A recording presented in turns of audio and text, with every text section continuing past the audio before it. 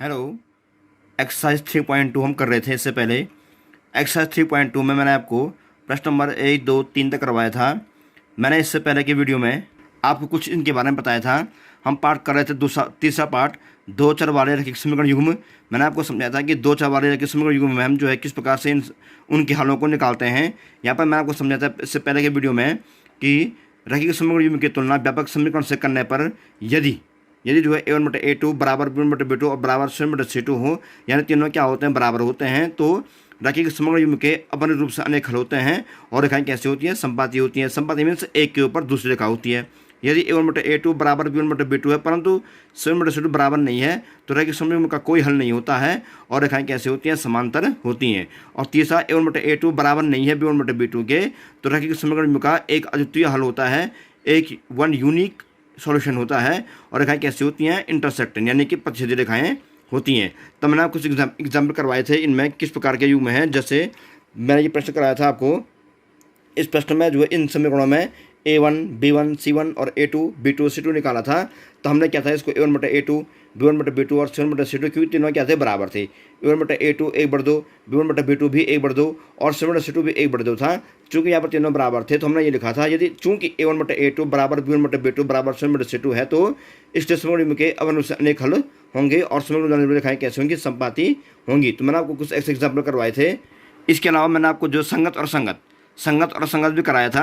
मैंने आपको समझाया था कि जो है जिनमें जो है जिन समीकरणों के अपरिमित रूप से अनेक होंगे और जिन समीकरणों का एक अद्वितीय हल होगा तो दोनों क्या होंगे, संगत होंगे, जबकि जिन समीकरणों का कोई हल नहीं होगा तो वो क्या होंगे, असंगत होंगे। तो आपने प्रश्न में किए थे, प्रश्न नंबर 2 और 3 किए थे। आज मैं आपको प्रश्न नंबर 3.2 एक्सरसाइज 3.2 से प्रश्न नंबर 4 समझाऊंगा।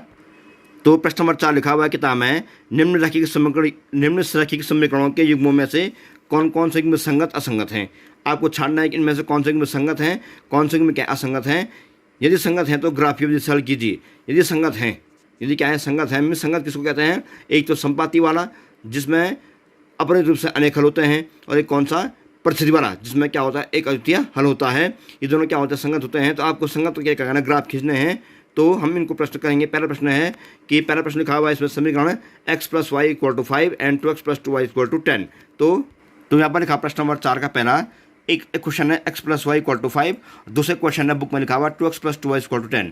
तो पहले देखिए ये समीकरण जो किस प्रकार के हैं। यदि हम इन समीकरणों की तुलना व्यापक समीकरण a1x + b1y + c1 = 0 और a2x + b2y + c2 = 0 से करें तो हम पाएंगे कि जो है a1 कितना है, a1 = 1, b1 = 1, c1 = 5। यहाँ a2 = 2, b2 = 2 और c2 = क्या, 10। तो हमने आपको इससे पहले के वीडियो में समझाया था हम किस प्रकार से तुलना करने के बाद a1, b1, c1 और a2, b2, c2 ज्ञात करते हैं। तो यहाँ देखिए a1 = 1, b1 = भी 1, c1 = 5, a2 = 2, b2 = 2, c2 = क्या, 10। अब तुलना करने के बाद हम यहाँ पर देखेंगे कि इनके हल किस प्रकार के हैं। तो हम क्या करेंगे, पहले a1/a2 लिखेंगे, फिर b1/b2 लिखेंगे, फिर c1/c2 लिखेंगे और देखेंगे कि हल किस प्रकार के हैं। तो यहाँ पे देखिए आप a1/a2 = 1/2, देखिए a1 ये है, a2 ये है, a1/a2 = 1/2, b1/b2 यहाँ देखा हुआ b1 भी 1 है, b2 भी 1 है, तो ये भी आया 1/2। और यहाँ देखिए c1/c2 बराबर क्या आया, 5/10। तो c1 है 5, c2 है क्या, 10। तो 5.10 इनको हम काट क्या लिखेगा, 1/2। तो आप यहाँ देख रहे हैं कि a1/a2 भी आया 1/2, b1/b2 भी आया 1/2 और c1/c2 भी क्या आया, 1/2 आया। तीनों क्या है, बराबर हैं। हम यहाँ पर लिखेंगे, चूंकि आपको नियम याद होगा, चूंकि a1/a2 बराबर b1/b2 और बराबर c1/c2 है, इसलिए समीकरण क्या होंगे, अपने रूप से अनेक हल होंगे और क्या समीकरण होगा, संगत होगा। तो यहाँ देखिए आप, चूंकि a1/a2 बराबर b1/b2 बराबर c1/c2 है, इसलिए समीकरण के अपने रूप से अनेक हल हैं तथा समीकरण में क्या है, संगत हैं। तो जब अपने रूप से अनेक हल होंगे तो भी संगत होगा, जब एक हल होगा, केवल एक अद्वितीय हल होगा तो भी क्या होंगे, संगत होंगे। तो यहाँ पर क्या है, संगत है। तो इसने कहा था जो संगत होंगे उनके क्या कीजिए, हल ज्ञात कीजिए, उनको ग्राफ से हल कीजिए। कि यदि संगत हैं तो ग्राफीय विधि से हल ज्ञात कीजिए।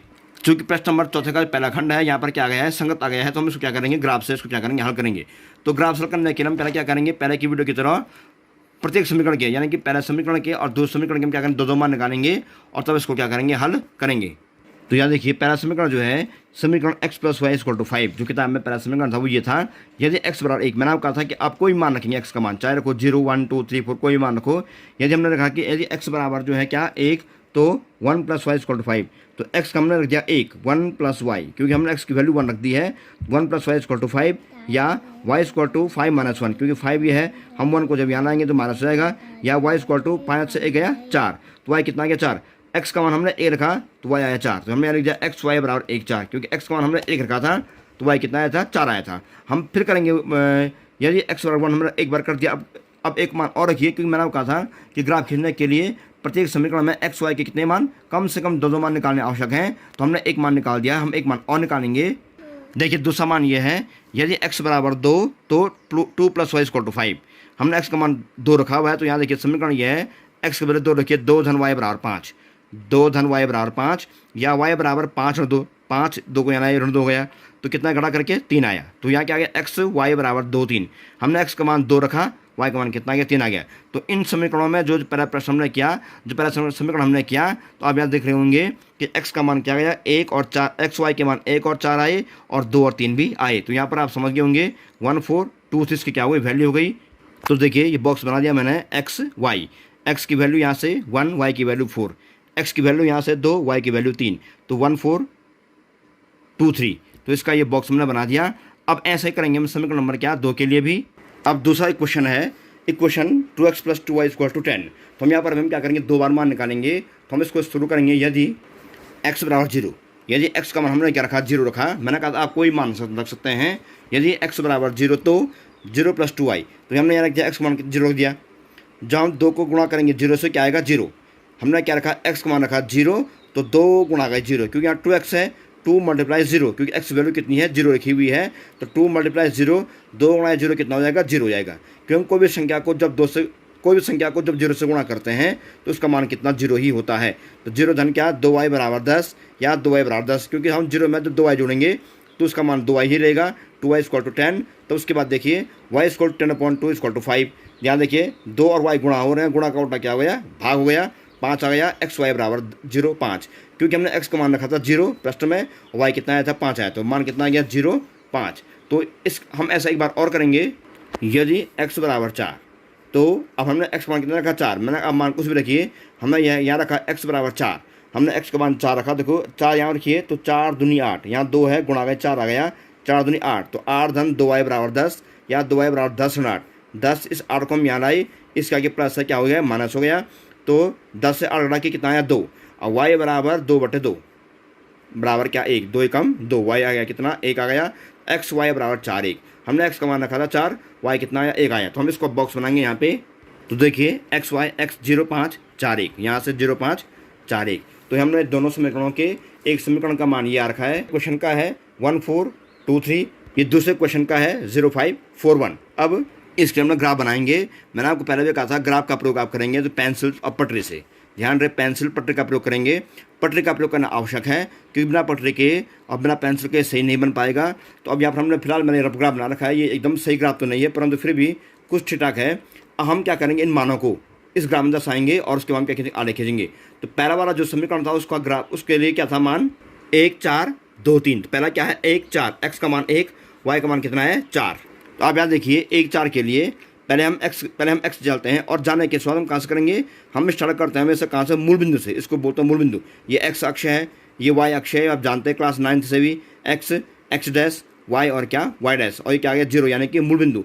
और हमें सब बिंदुओं के स्टार्ट हम कहाँ से करते हैं, मूल बिंदु से ही करते हैं। तो यहाँ से आप आइए देखिए जरा, हम करेंगे, मैंने आपको कहा था मान क्या था 1 4, तो स्टार्ट यहाँ से कीजिए, पहले x में जाइए 1, x में 1 किए, y में जाइए 4, 1 2 3 4, तो 1 2 3 4, तो यहाँ पर आप लगाइए क्या गोला लगाइए, तो यह है 1 4, तो यहाँ लिखेंगे आप 1 4, और दूसरा मान था यहाँ पे 2 3, तो फिर देखिए पहले x में जाइए 1 2, x में 2 और y में क्या 3, 1 2 3, तो यह गया क्या, यह आ गया क्या 2 3, यह मान था 1 4, ये मान है क्या 2 3, तो आपने यहाँ मान लिख दिए 1 4 2 3, 1 4 2 3।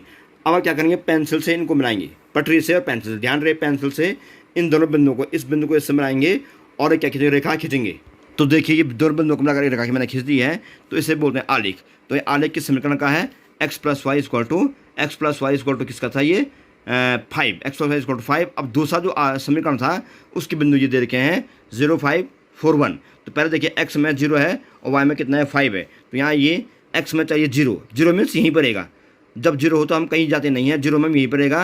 और वाई कितना था, देखिए 5 था, तो एक्स में 0 यानी कि यहीं पे, और वाई में क्या 5, 1 2 3 4 5। यहाँ पे मिला ये इसको, ये बिंदु है ये, तो ये आएगा 0 और क्या 5। उसके बाद दूसरा है 4 1, क्या है ये 4 1 है, तो देखिए 1 2 3 4 और 1 आएगा कहाँ, यहाँ ऊपर आएगा, तो यह यहाँ पर आएगा। देखिए ये थोड़ा ग्राफ सही बना हुआ नहीं है, वैसे जो ये ग्राफ बनेगा ये बनेगा संपाती, क्योंकि आप देख रहे होंगे A1/A2, B1/B2 और C1/C2 तीनों क्या है, बराबर थे। तीनों जब बराबर थे तो इनके मान कैसे होंगे, संपाती होंगे, संगत होंगे। मैंने संपाती कहा था कि अपने रूप से अनेक हल होंगे, और रेखाएं कैसे होंगे, इसके आले कैसे होंगे, संपाती होंगे। संपाती मीन्स ये होता है कि एक के बाद दूसरी रेखा, मीन्स अगर एक रेखा ये आ रही है तो दूसरी रेखा इस रेखा क्या ऊपर से आती है, और वो क्या होती है, एक ही रेखा होती है। तो वो होती दो रेखाएं परंतु लगती है एक ही जैसी हैं। तो आप देखिए, अब जब आप दूसरी रेखा खींचेंगे, यानी कि इस वाले समीकरण के लिए, जब आप इस वाले समीकरण के लिए इन मानों के लिए क्या खींचेंगे, आलेख खींचेंगे, दूसरा आलेख भी क्या इसी के ऊपर आएगा।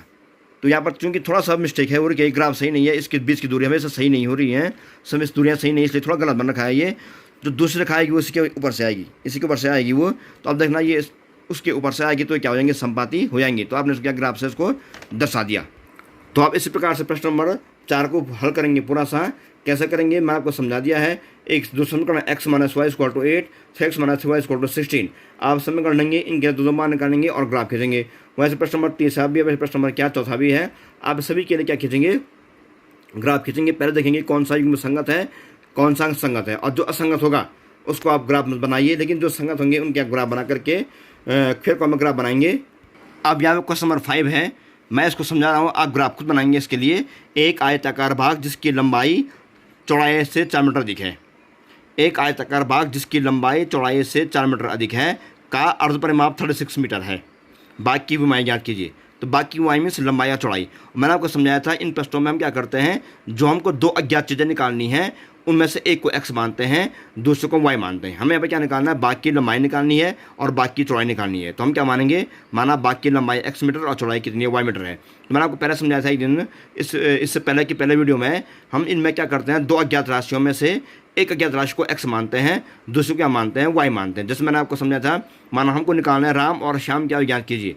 तो माना राम क्या है x वर्ष और श्याम क्या है y वर्ष। तो माना अगर आपको निकालना है कि बस और कार की चाल ज्ञात कीजिए, माना बस की चाल x किलोमीटर प्रति घंटा और कार की चाल y किलोमीटर प्रति घंटा। तो हर प्रश्न में जो है आपको दो अज्ञात चीज़ें दी होंगी, दो अज्ञात चीज़ें निकालनी होंगी, उनमें से एक को हम x मानेंगे, दूसरे को y मानेंगे। यहाँ पर क्या निकालना है, बाकी विमाएँ।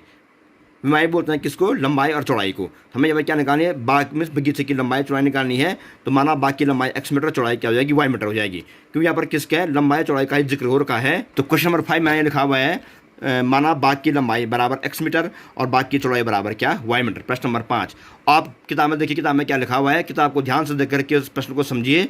उसने कहा था कि प्रश्न में एक आयताकार भाग जिसकी लंबाई चौड़ाई से 4 मीटर अधिक है।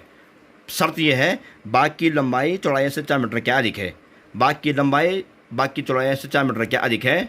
तो यहाँ लिख दिया मैंने प्रथम शर्तानुसार।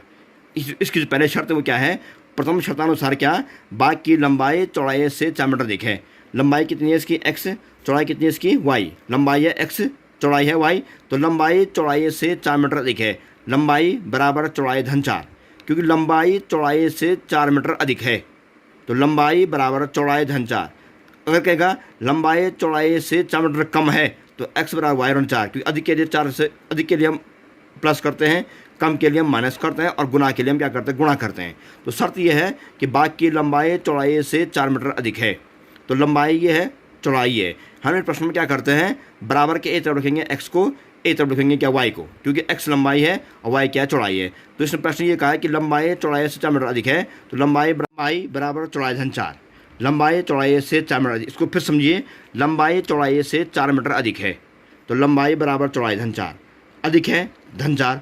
अगर कम है कहेगा तो ऋण 4 करेंगे। इस प्रकार से हम इसको क्या करते हैं, सॉल्व करते हैं। तो प्रश्न की शर्त यह है कि बाग की लंबाई चौड़ाई से 4 मीटर अधिक है, तो लंबाई बराबर चौड़ाई धन 4। एक क्वेश्चन क्या बन गया, 1 बन गया। अभी पहले शर्त खत्म होगी, हम दूसरी शर्त किताब में ये लिखी हुई है कि बाग की लंबाई चौड़ाई से 4 मीटर अधिक है। हमने इसको कर दिया, का अर्धपरिमाप 36 मीटर है। जो बाग है, बाग कैसा है, वो आयताकार बाग है, तो आयताकार बाग का अर्धपरिमाप कितना है, 36 मीटर है। आयताकार बाग का अर्धपरिमाप कितना है, 36 मीटर है। बाग का अर्ध परिमाप बराबर 36 मीटर। हमने लिख दिया बगीचे का अर्ध परिमाप कितना है, 36 मीटर है। अब आप यहाँ देखिए कि x + y = 36। क्यों? क्योंकि बाग का अर्ध परिमाप कितना है, हम जानते हैं आयत का परिमाप क्या होता है, 2 कोष्ठक में लंबाई चौड़ाई। क्या होता है, 2 कोष्ठक में लंबाई चौड़ाई। तो यहाँ पर 2 हट गया क्योंकि क्या अर्ध परिमाप है। तो परिमाप क्या होता है, हम जानते हैं कि आयत का अर्ध परिमाप क्या होता है, आयत का परिमाप क्या होता है, 2 कोष्ठक में l + b। हम जानते हैं कि आयत का परिमाप क्या होता है, 2 कोष्ठक में क्या होता है, l + b होता है। आयत का परिमाप 2 कोष्ठक में l + b।